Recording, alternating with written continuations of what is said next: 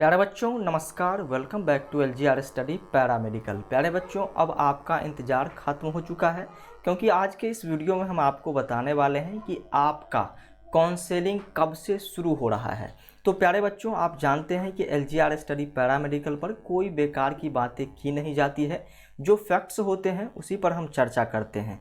तो प्यारे बच्चों, आज आप सभी बच्चों को पता चल जाएगा कि कब से आपका काउंसलिंग स्टार्ट होने वाला है। उससे पहले हम आज चर्चा करने वाले हैं कि आपका सीट मैट्रिक्स आ चुका है।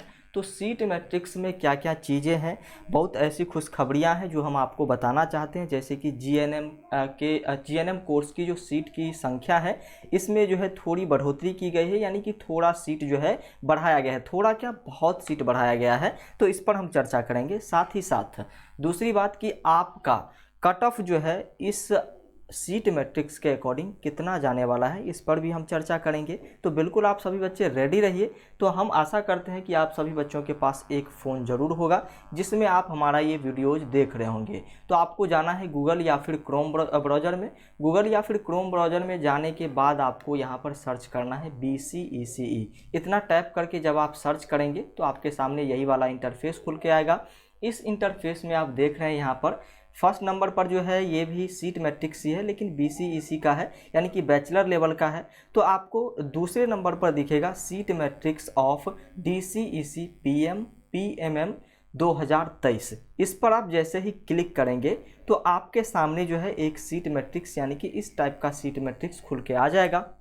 पहले ही हम इसको खोल करके रखे हैं क्योंकि बहुत सारी चीज़ें एडिट करना होता है, यानी कि पेन वगैरह चलाने के लिए। तो इसके लिए हमने पहले ही इसको सारी चीज़ें करके रखे हुए हैं। तो यहाँ पर अब चर्चा करने वाले हैं कि जो भी सीट है उसमें क्या क्या चीज़ें हैं, कितनी सीटें किस कॉलेज में हैं। सबसे पहले तो ये बात आपको जानना होगा। तो देख लीजिए, यहाँ पर सबसे पहले लिखा हुआ है statement of seat distribution of paramedical, यानी कि इंटर लेवल पर जो है किस कॉलेज को कितने सीट दिए गए हैं। तो आप जानते हैं कि नंबर 1 कॉलेज जो हमारा है ये PMCH पटना है, और ये सभी बच्चों के दिल की धड़कन, यानी कि सभी का चॉइस होता है, चाहे वो गर्ल्स हो या फिर बॉयज हो।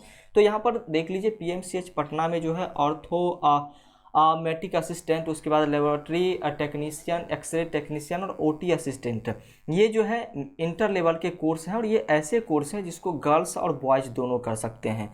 गर्ल्स और बॉयज़ क्या कर सकते हैं, गर्ल्स एंड G&B, यानी कि गर्ल्स और बॉयज़ दोनों इसमें जो है अपना नामांकन ले सकते हैं, यानी कि एडमिशन करवा सकते हैं। उसी तरीके से इसमें सीटों की संख्या कितनी है भैया, तो 125 सीट जो है यहाँ पर PMCH पटना को दिया गया है। वहीं पर दूसरे नंबर पर जो आपका कॉलेज आता है ये DMCH आता है, और सेम सभी सेम जो है कोर्स यहाँ पर DMCH में भी हो रहा है। और यहाँ पर जो है 110 सीट, यानी कि लगभग 15 सीट जो है PMCH से कम यहाँ पर है। इसी तरीके से हम यदि बात करते हैं यहाँ पर, सॉरी ये तो PMCH की बात थी। तो चलिए, यहाँ पर DMCH में जो है 110 सीटें दी गई है, सही बातें हैं। उसके बाद जो है यहाँ पर भागलपुर की बात करते हैं, JLMNCH में भी 85 सीटें हैं। उसके बाद यदि हम बात करते हैं तो 65 सीटें जो है मुजफ्फरपुर SKMCH को दिया गया है। किस में, यानी कि जो भी इंटर लेवल के ऐसे कोर्स हैं जो गर्ल्स और बॉयज़ दोनों कर सकते हैं इसमें। तो यहाँ पर उसके बाद जो है एक ANMCH गया, उसके बाद जो है ANMCH गया में जो है देख लीजिए कि टोटल 65 सीट है। तो इसको भी आप चाहें तो प्रेफर कर सकते हैं। तो इन सभी चीज़ों पर हम बाद में चर्चा करेंगे। फिलहाल हम ये आपको दिखा रहे हैं कि किस कॉलेज को किस कोर्स में कितनी सीटें दी गई हैं। अब यहाँ पर आ रहा है क्या, यहाँ पर आ रहा है कि पैरामेडिकल इंटरमीडिएट लेवल, वही बातें हैं, वही कोर्स सब यहाँ पर भी है। BMIS पावापुरी में यहाँ पर टोटल जो है 60 सीटें इनको दी गई है। वही सारे जो है कोर्सेज हैं यहाँ पर आप दिख रहे होंगे। उसके बाद जो GMC बेतिया है, ये भी एक बहुत ही बड़ा अच्छा कॉलेज है। अच्छा कॉलेज इसलिए हम इसको कह रहे हैं क्योंकि जिनका एडमिशन जो है पटना वगैरह में नहीं होता है, तो नज़दीक होने के कारण, यानी कि नियरेस्ट होने के कारण, इनका जो दूसरा चॉइस होता है ये बेतिया भी होता है। तो बेतिया में जो है इन सभी कोर्स के लिए सीटों की संख्या जो दी गई है ये 65 दी गई है। उसी तरीके से हम यदि बात करते हैं, और भी बहुत सारे कॉलेज हैं, यहाँ तक ये सीटें जो है जो सभी बच्चे चाहते हैं वो सारी सीटें थी। अब हम कुछ अलग तरीके की सीट के बारे में बात करने जा रहे हैं जो आप सभी बच्चे लेना नहीं चाहते हैं, लेकिन फ्यूचर में जो है काफ़ी उसका भी स्कोप है। जैसे मान लीजिए ब्लड ट्रांसफ्यूजन टेक्नीशियन, जब आप ओटी में जाएंगे तो ओटी में सिर्फ ओटी टेक्नीशियन का काम नहीं होता है, ब्लड ट्रांसफ़र करने वाले अलग होते हैं। उसके बाद जो है एंथीसीसिया के लिए अलग जो है लोग होते हैं। उसके बाद जो है और भी बहुत सारे जो है चीज़ें होती है जहाँ पर जो है ओटी असिस्टेंट के साथ उनका भी काम होता है। तो इसलिए ये सारे कोर्स भी, जब आपका एडमिशन लगता है कि इन सभी कोर्सेज में नहीं हो, तब आप इस सभी कोर्स को भी ले सकते हैं। कोई बुरा कोर्स नहीं है, काफ़ी अच्छा कोर्स इसमें भी है। जैसे कि रेडियोलॉजी के बारे में हमने आपको बताया हुआ है, और उसके बाद जो है फिजियोथेरेपी, ये सारे बहुत सारे अच्छे कोर्स हैं। तो इन सभी कोर्स को कहाँ कहाँ कितना जो है सीट मिला है, इस पर हम देख लेते हैं, थोड़ा चर्चा कर लेते हैं। तो ब्लड ट्रांसफ्यूजन टेक्नीशियन की यदि हम बात करते हैं तो टोटल इसमें जो है 640 सीटें दी गई है, जिसमें से ओटी टेक्नीशियन को 60 सीटें दी गई है। कहाँ पर? पीएमआई जो है सदर हॉस्पिटल गोपालगंज में। उसके बाद सदर हॉस्पिटल बक्सर की बात करें तो यहाँ पर ट्रांसफ्यूजन टेक्नीशियन की 40 सीटें हैं। इस तरीके से आप जब डाउनलोड करेंगे तो ये सारी चीज़ें आपको दिख जाएगी। ज़्यादा चर्चा करेंगे तो वीडियोज आपका लंबा हो जाएगा और फिर आप हमसे खफा हो जाएंगे। आगे आइए, आगे की चीज़ों को देखने की कोशिश करते हैं। वही जो है यहाँ पर भी बात है कि statement of seat distribution of paramedical intermediate level course for session 23-24। तो चलिए यहाँ पर जो है कुछ और भी कोर्सेज हैं, जैसे कि पीएमआई ओल्ड जो है सब डिविजनल हॉस्पिटल, कुछ सब डिविजनल हॉस्पिटल होते हैं सभी ज़िलों में, जहाँ पर भी ये सारे कोर्स कराए जाते हैं, मेडिकल, रेडियोलॉजी, ओटी असिस्टेंट, एंथीसीसिया। तो इन सभी को भी कुछ ना कुछ सीटें दी जाती है। तो इसमें बहुत सारे कॉलेज हैं, सदर अस्पताल है, और ये सदर अस्पताल लगभग सभी ज़िलों में होता है। तो सुपौल में आप देख रहे हैं। उसके बाद राजा पाकड़ वैशाली, ये भी एक काफ़ी अच्छा कॉलेज है, राजा पाकड़ वैशाली। तो इसको भी आप ले सकते हैं। यहाँ पर ईसीजी टेक्नीशियन का कोर्स जो है करवाया जाता है। ईसीजी टेक्नीशियन, ईसीजी जांच आप लोग जानते होंगे।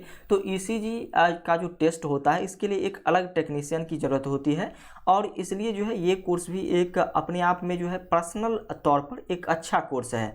उसके बाद जो है सदर हॉस्पिटल, यहाँ पर देख रहे हैं कि चंपारण है, सुपौल है, दरभंगा है, ये सारे हैं, कटिहार है, शेखपुरा है, गोपालगंज है।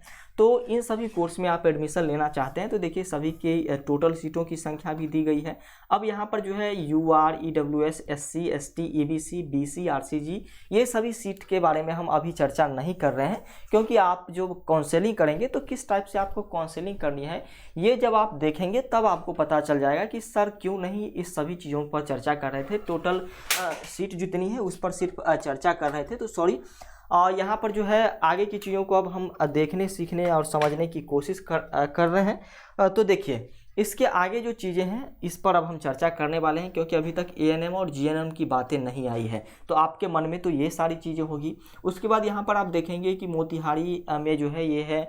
उसके बाद डिप्लोमा फार्मेसी का कोर्स जो है ये खास करके लड़कों के लिए काफ़ी जो है अच्छा होता है, यानी कि लड़के अच्छा मानते हैं, इस कोर्स को करते हैं। तो ये सारी जो है कोर्स जो है डिप्लोमा फार्मेसी का कोर्स जो है ये कहाँ, बांका, सिवान, उसके बाद जीपीआई सासाराम, जीपीआई पावापुरी, यहाँ इन सभी जगहों पर जो है कराया जाता है। यानी कि गवर्नमेंट फार्मेसी इंस्टीट्यूट के नाम से हम इसको जानते हैं। क्या जानते हैं? गवर्नमेंट फार्मेसी इंस्टीट्यूट के नाम से हम जानते हैं। गुलजार बाग, पटना। तो फार्मेसी एक अलग ही कोर्स होता है जो यहाँ पर इन सभी कॉलेज में कराया जाता है। तो डिप्लोमा आप करना चाहते हैं फार्मेसी से तो आप इस सभी कॉलेज को चूज कर सकते हैं। डिप्लोमा फार्मेसी जो है पटना में भी पीएचआई पटना से होता है। पीएचआई पटना में जो है सीनियर सैनिटरी का कोर्स भी होता है, जहाँ पर सीटों की संख्या 40 है, 50 जो है ये है। और बहुत सारे बच्चे पटना डेंटल कॉलेज के बारे में जानना चाहते थे। तो पटना डेंटल कॉलेज में जो है डेंटल वाले की संख्या कितनी है, तो यहाँ पर देख लीजिए टोटल 90 संख्या। कितना टोटल नंबर जो है यहाँ पर 90 है। और यहाँ पर आप देख रहे हैं कि सभी जो है इस तरीके से दिया गया है। तो चलिए यहाँ पर जो है पटना डेंटल कॉलेज को टोटल 20 सीटें दी गई है। तो इस तरीके के जो कोर्स होते हैं इसके लिए यहाँ पर जो है कितना पद रखा गया है, 410 टोटल है। और ग्रैंड टोटल की बात करते हैं तो 2795 है, जो कि गर्ल्स और बॉयज़ दोनों कर सकते हैं। अब हम बात करने वाले हैं यहाँ पर किसके बारे में, अब हम बात करने वाले हैं जिसका आपको था इंतज़ार, वो घड़ी जो है अब आ चुकी है। अब हम बात करने वाले हैं जीएनएम कोर्स के बारे में, और जीएनएम कोर्स में कितने सीटों की संख्या बढ़ाई गई है इस पर भी हम चर्चा करेंगे। तो यहाँ पर देख रहे हैं आप जीएनएम कोर्स के बारे में सारी चीज़ें दी गई है। तो जीएनएम कोर्स में जो है सबसे पहला जो आपका होता है पीएमसीएच पटना आप जो है चाहते हैं, तो पीएमसीएच पटना में जो है टोटल जो है 66 सीटें दी गई है। उसके बाद जो है हम बात करते हैं GNM training school NMCH Patna की बात करते हैं, तो यहाँ पर इनको भी 66 सीटें दी गई है। डीएमसीएच को जो है 50 सीटें दी गई है जीएनएम के लिए। उसके बाद मुजफ्फरपुर एनएमसीएच को जो है 66 टोटल सीटें दी गई है। उसके बाद यदि हम बात करते हैं training GNM training school ANMCH गया को 45 सीटें दी गई है। तो ये सारी चीज़ें हैं। 75 सीटें जो है जीएनएम ट्रेनिंग स्कूल जेएलएनएम भागलपुर को दिया गया है। तो काफ़ी अच्छी बातें हैं, ये सारी चीज़ें आप देखते जाइएगा एक एक करके। आगे बढ़ते हैं। जीएनएम में हमने आपको बताया था कि सीटों की संख्या जो है थोड़ी बड़ी है। उसके बाद इधर आप देखेंगे कि सासाराम, उसके बाद जो है जीएनएम स्कूल जहानाबाद, बांका, इन सभी को जो है 40-40 सीटें दी गई है। तो आप बहुत सारे को 60 भी दिया गया है। तो आपको जहां फुर्सत मिले, यानी कि जहां आप करवा सके एडमिशन करवा सकते हैं। अब हम बात कर लेते हैं कि कितने सीटों की संख्या जो है बढ़ी है। तो देखिए टोटल जीएनएम सीट की संख्या जो थी, नंबर्स जो थी, पिछले साल थी कितना, पिछले साल हमने आपको बताया था कितना था 1472। टोटल कितना था 1472 जो है सॉरी यहाँ पर 1472 जो है टोटल सीटों की संख्या थी। लेकिन इस बार जो है 1538 सीटों की संख्या हो गई है, यानी कि 66 सीट बढ़ा है। कितना 66 सीट बढ़ने का मतलब है कि बहुत ही ज़्यादा सीट बढ़ गया है। 50 से अधिक सीट बढ़ा तो बहुत सारे बच्चों को आफियत होगी। उनका एडमिशन जिनका नहीं होने वाला था उनका भी 66 में हो जाएगा।